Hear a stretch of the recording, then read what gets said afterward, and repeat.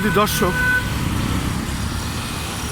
রাজধানী ঢাকা জাতীয় ঈদগাহ কাজ পুরা সম্পূর্ণ এবং এই জাতীয় ঈদগাহে প্রধানমন্ত্রী এবং রাষ্ট্রপতি এখানে নামাজ পড়তে আসবেন, যে কারণে এই ঈদের আরও 3-4 দিন আগেই এই ঈদগাহ সুসম্পন্ন করা হয়েছে এবং এখনই প্রশাসনের লোকজন আসবেন, তারা উদ্বোধন করবেন।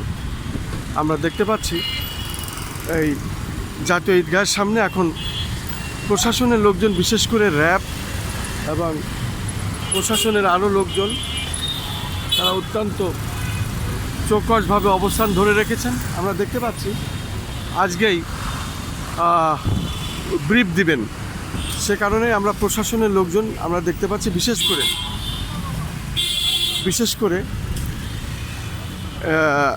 র্যাব যে চৌকস যে বাহিনী, বিশেষ করে ঢাকাতে যারা কাজ করেন তাদেরকে আমরা দেখতে পাচ্ছি। ওনারা এই জাতীয় ঈদগাহর সামনে অত্যন্ত মনোরম পরিবেশে এবং প্রশাসনিক যে প্রলয় তার মধ্যে ওনারা আছেন এবং আমরা উদ্বোধনের আগ মুহূর্ত আমরা যে আমি সাংবাদিক, আমার একটু আগের মুহূর্তটা আমরা নিচ্ছি আর বিড়ি সিগারেট আছে না। ওর বাবা ওসব খাই না, সর্বনাশ।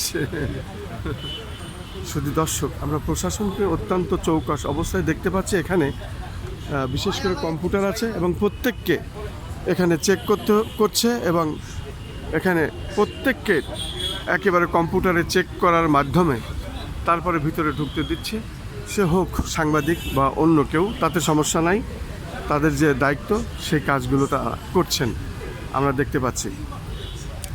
দেখতে পাচ্ছি। জাতীয় ঈদগাহর মধ্যে যে চিত্রটি সেটাই আমি ধারণ করছি। বিশেষ করে যখন এখানে উদ্বোধন হবে বা প্রশাসন কথা বলবেন, তার আগ মুহূর্তের যে দৃশ্যটি সেটা আমি দেখিয়ে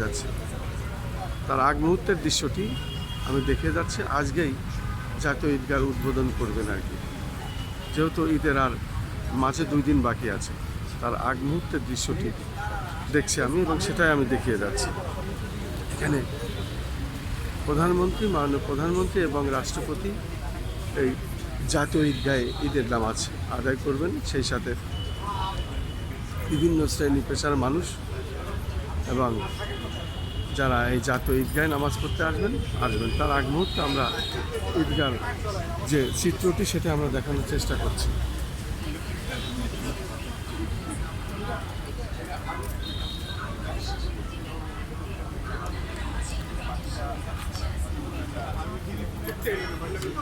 আমি খন্দকার মাসুদুজ্জামান, ধারাবাহিকভাবে যে কাজগুলি আমি করে থাকি ঠিক তার ধারাবাহিকতা আজও আমি এই কাজটি করে যাচ্ছি এবং দেখিয়ে যাচ্ছি।